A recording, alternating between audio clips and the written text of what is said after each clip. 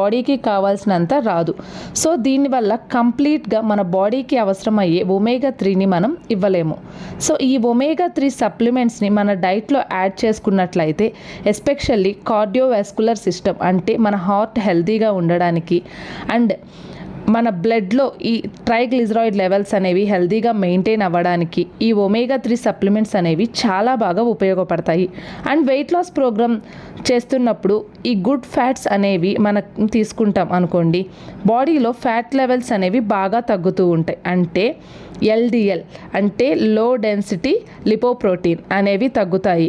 And good cholesterol అంటే HDL high density lipoprotein అనేవి బాగా ఇంప్రూవ్ అవుతాయి అన్నమాట. బాడీ ప్రాపర్ షేప్ రావడానికి, ఐ హెల్త్కి, హెయిర్కి, నర్వస్ సిస్టమ్ అండ్ అలాగే హార్ట్ హెల్తీగా మెయింటైన్ అవ్వడానికి ఈ హెర్బల్ లైఫ్ లైన్ అంటే ఒమేగా 3 సప్లిమెంట్